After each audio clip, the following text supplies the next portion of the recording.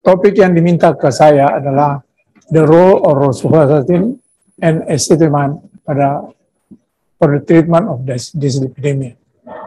Ya, saya tahu bahwa topik ini masih baru, sehingga mungkin saya mulai dulu dari pertama slide. Nah, ingin saya perlihatkan di sini adalah bahwa lever mempunyai peranan penting sekali. Kita lihat di sini bahwa, lever itu mengeluarkan VLDL, IDL, LDL, akhirnya LDL masuk ke makrofag dan seterusnya. Sebaliknya, kita tahu bahwa ada dua mekanisme, yaitu mekanisme endogen dan eksogen. Yang kedua adalah eksogen, yang saya sebut tadi endogen. Eksogen ini adalah dari kita lihat dari sini makanan yang juga ada dari liver, ada bile acid atau asam pedu yang mengandung kolesterol dan akhirnya akan masuk ke usus dan diabsorpsi kembali. Nah, dari gambaran ini yang saya ingin perlihatkan bahwa kolesterol bukan hanya dari makanan. 80% kolesterol kita adalah di darah, yaitu terutama ada di LDL kolesterol. Sedangkan dari makanan, kalau saya lihat Dr. Himawan dan Dr. Yola yang begitu sibuk, pagi-pagi mungkin tidak sempat makan pagi, pasti makanannya kurang, sehingga pasti kolesterol juga akan kurang. Nah, kita lihat di sini ada dua, boleh slide berikut. Nah, slide ini memperlihatkan bahwa kita lihat di sini bahwa dari usus itu terutama kolesterol yang paling banyak adalah berasal dari liver sendiri. Dan yaitu sebagai asam empedu yang dikeluarkan. Sedangkan makanan, saya lihat di sini ternyata gambarnya ini lebih kecil panahnya, oleh karena makanan umumnya biasanya tidak begitu banyak peranannya. Terutama pada orang-orang yang makan kurang, ya seperti Dr. Himawan tadi saya sebut, Dr. yang sangat sibuk, banyak sekali prakteknya, pagi, sore, malam baru pulang. Nah, beda dengan saya. Nah, apa yang ingin saya perlihatkan di sini bahwa ternyata asam empedu itu berperan penting. Kita lihat di sini bahwa asam empedu itu kalau dilepaskan itu asam empedu mengandung banyak kolesterol dan akhirnya akan diserap kembali dari usus kembali ke liver. Sehingga penting sekali kita melihat di sini bahwa dari makanan sebenarnya kalau kita suruh diet orang biasanya umumnya kita peranan diet itu kira-kira cuma 10%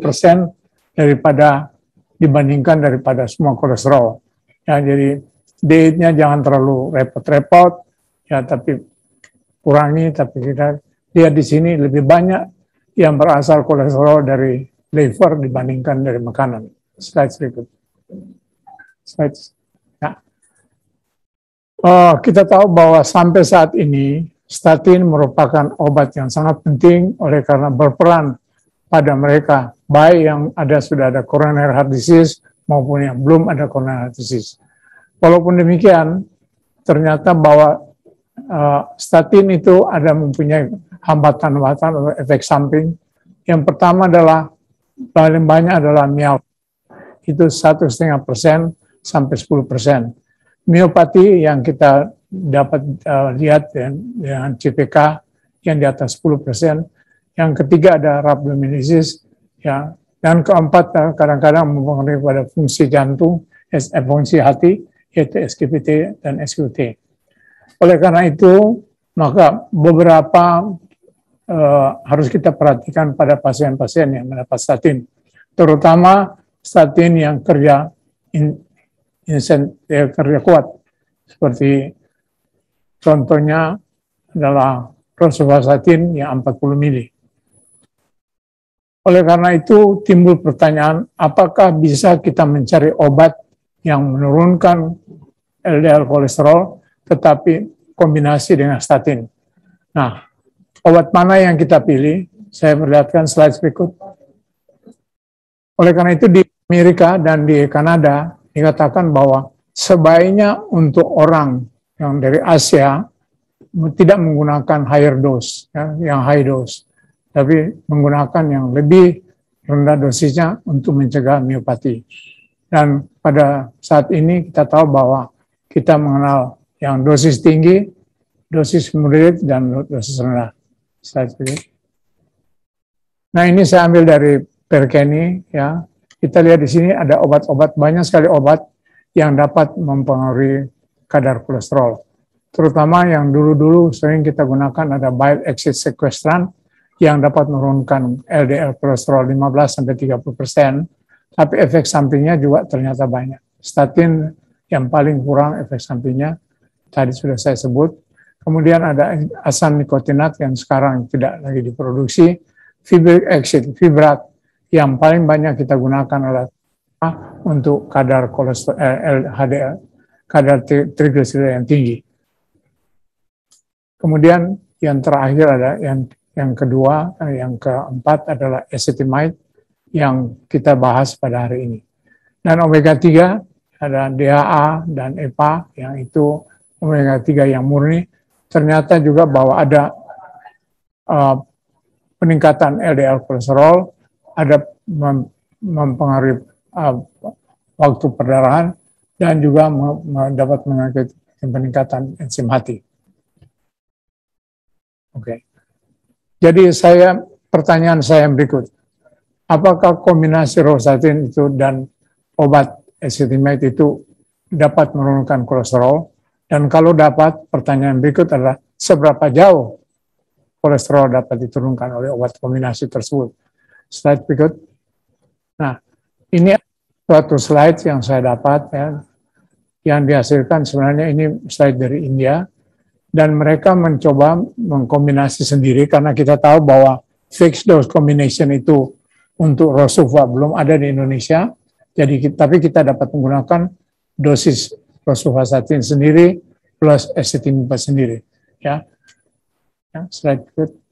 Hasilnya ada, tujuan daripada penelitian adalah melihat safety daripada kombinasi Rosuva dan acetamide apabila dibandingkan dengan Rosuva sendiri, ya, rosuvastatin sendiri. Kemudian hasil daripada penelitian ini, the combination therapy pada rosuvastatin dan acetamide ternyata jauh lebih baik dibandingkan daripada Rosuva sendiri. Slide berikut. Slide. Nah, ini adalah hasil penelitian ini dilakukan 12 minggu, kemudian 24 minggu. Ini adalah hasil apabila kita memberikan rosuvastatin sendiri 10 mg, ya, Anda bisa lihat di sini terutama LDL kolesterol dapat menurun, ya, sampai 41, kurang dari 41. Slide berikut. Nah, coba, ya, ini adalah kombinasi Rosuva dan acetamide. Nah, Anda bisa lihat di sini bahwa ternyata kombinasi ini jauh lebih baik, khususnya untuk LDL kolesterol dibandingkan daripada Rosuva sendiri. Slide berikut. Nah, pada slide ini saya ulangi sekali lagi mengenai kadar LDL kolesterol. Kita lihat di sini bahwa Rosuva ternyata menurunkan untuk LDL saja. Kita lihat sini bahwa Rosuva menurunkan sampai 41,13%, tetapi kalau dikombinasi ternyata dapat menurunkan sebanyak 53,7%. Ya, jadi kalau kita lihat di sini LDL kolesterol dibandingkan 12 minggu dan 24 minggu, ternyata bahwa LDL kolesterol jauh lebih bagus dibandingkan apabila kita melakukan kombinasi dibandingkan dengan Rosuva sendiri. Anda lihat di sini bahwa penurunan bisa pada Rosuva 90,38, tetapi pada acetamide ini jauh lebih kurang, ya. Slide berikut. Nah, ada satu penelitian yang dilakukan di Korea, disebut itu Ildong Study, ya. Itu adalah suatu kombinasi antara dua obat sekaligus, yaitu rosuvastatin plus acetamide yang dibuat sendiri oleh satu pabrik di Korea. Nah, apa yang kita ingin lihat di sini, slide berikut. Nah, ada 353 pasien totalnya seluruhnya yang diberikan rosuvastatin. Kalau Anda lihat di sini, ada yang 10 mg plus 5 mg rosuva, ada yang 10-10, ada yang 10-20. Kalau rosuvastatin Anda lihat di sini 5 mili, 10 mili, 20 mili. Sedangkan yang kiri ini menunjukkan rosuva plus ezetimiba.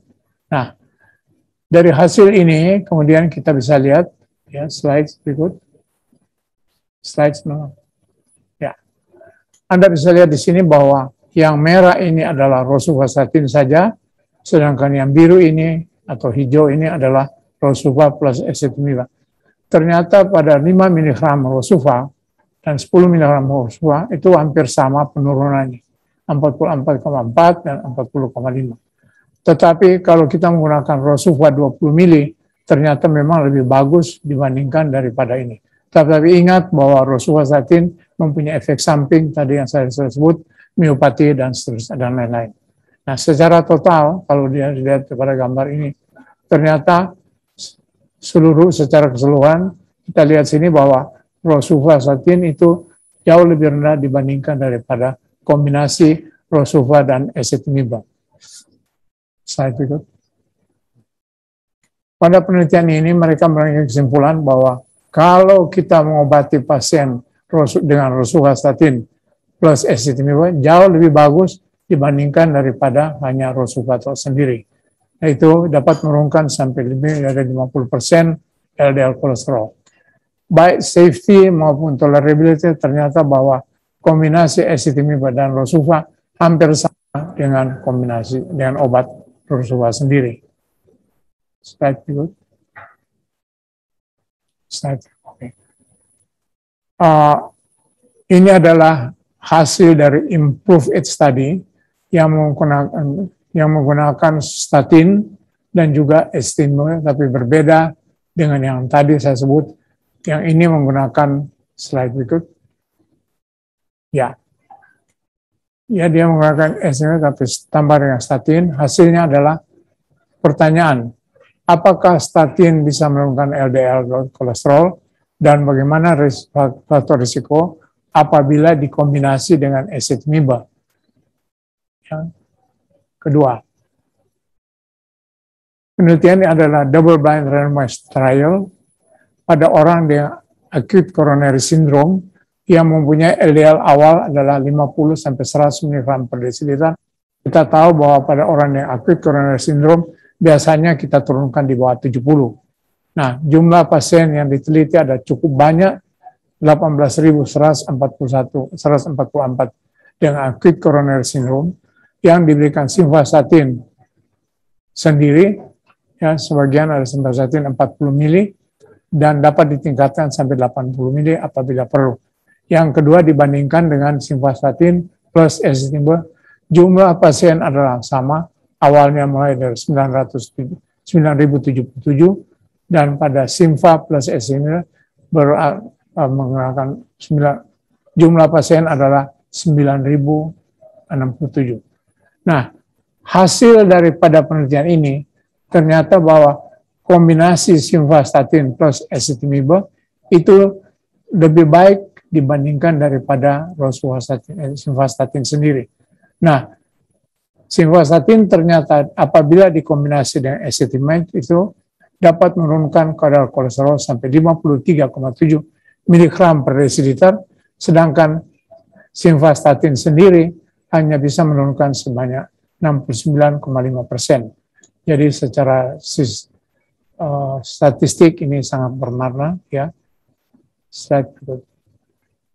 Nah, endpoint apa yang mereka ingin lihat adalah coronary CVD, termasuk di sini non-fatal myocardial infarction, kedua unstable angina yang requiring admission ke rumah sakit, artinya orang yang sudah pulang kemudian dapat unstable angina, akhirnya masuk ke rumah sakit. Yang ketiga adalah sejumlah revascularization koroner, dan yang keempat adalah non-fatal stroke. Jadi ingat sini ada satu, myocardial infarction, unstable angina yang masuk readmisi, dan yang keempat adalah non-fatal stroke. Nah, ternyata bahwa kalau kita menambah ezetimiba, maka itu akan menurunkan kadar LDL kolesterol sebesar minimal 24%. Dengan demikian bahwa ini kita tahu semua bahwa LDL kolesterol merupakan patokan kita untuk mencegah acute coronary syndrome, ya. Jadi ACVD, termasuk myocardial infarct, jangan lupa juga non-fatal stroke. Slide berikut. Nah, ini adalah hasil. Kalau kita lihat di sini bahwa ternyata pada 1 tahun pertama itu LDL sudah mulai menurun, dan terus ini di follow up sampai sekitar 6 tahun lebih, mendekati 7 tahun, dan di sini bahwa jumlah, kalau kita lihat hasilnya, simvastatin dan ezetimiba jauh lebih baik daripada simvastatin monoterapi. Demikian juga gambar yang di bawah. Slide berikut. Sorry, boleh mundur. Ya. Anda lihat di sini bahwa ada 9.067 yang mendapat simvastatin saja, ya, dan yang kedua adalah yang mendapat 9.077 dan di follow up sekitar 6-7 tahun. Dan Anda lihat di sini bahwa kalau kita menggunakan simvastatin dan ezetimiba itu jauh lebih baik dibandingkan daripada simvastatin yang 40 mg saja. Tadi sudah saya sebut bahwa penurunan kadar kolesterol sampai 27%. Slide berikut.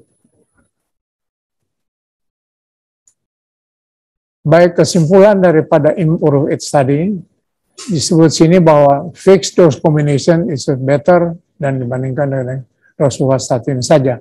Dan dalam memperbaiki lipid profile juga memperbaiki keadaan akut ASCVD yang berikut. Pada semua yang mendapat treatment dengan rosuvastatin, ezetimiba, ternyata kombinasi ini menurunkan lebih dari 50% kadar LDL kolesterol. Selain itu, bahwa dengan kombinasi tersebut, kita bisa mencapai LDL yang kita inginkan. Kita tahu sekarang bahwa LDL yang kita inginkan dulu sekali kita sebut kurang dari 100, kemudian menjadi kurang dari 70, malah ada yang menyampaikan sebaiknya sampai 50 miligram per desiliter. Dan kombinasi tersebut ternyata baik mengenai safety maupun toleransi pada pasien ternyata jauh lebih baik atau sama baiknya dengan menggunakan rosuvastatin sendiri. Nah, kalau kita sudah melihat tadi bahwa ada studi dari India yang menggunakan, kita tahu di sini bahwa belum ada rosuvastatin yang kombinasi dengan ezetimiba, tapi ada studi yang menggunakan 2 macam obat kombinasi. Yang kedua adalah studi dari Korea, di mana obat itu mereka bikin sendiri ya oleh pabrik, ada yang 5, ada yang 10, dan ada yang 20. Dan yang ketiga adalah ternyata bahwa kalau kita kombinasi hasilnya akan sama hasilnya dengan lebih baik hasilnya dibandingkan dengan rosuvastatin sendiri. Pada saat ini yang kita ada di Indonesia, kalau tidak salah, Dr. Yola, yang adalah Vytorin dan SET. Nah, atau SET ini kalau saya lihat-lihat di Google, ternyata ada 10-10, ada 10-20, dan ada 10-40. Ya, jadi memang sampai saat ini saya sendiri belum menggunakan obat ini. Slide berikut. Ya. Nah, ini kembali lagi kalau kita pertanyakan, which combination is the better? Ya, Anda lihat di sini statin, Anda lihat di sini obat bile exit sequestran, ya, kemudian asam nikotinat, fibrat, ya. Saya ingin sampaikan sini bahwa fibrat sebaiknya jangan dikombinasi dengan statin, oleh karena efek sampingnya akan menjadi 3 kali lipat dibandingkan daripada statin sendiri. Dan saya tebalkan di sini memang ezetimiba, karena apa? Karena ezetimiba itu adalah obat yang paling aman dan paling banyak ditoleransi oleh pasien. Yang ketiga di bawah adalah, jadi kita melihat obat ini saya ambil dari Dr. Himawan sebagai kalau nggak salah yang satu ini ya. Nah, ternyata bahwa ezetimiba itu saya tebalkan di sini is the better with while your combination with statin.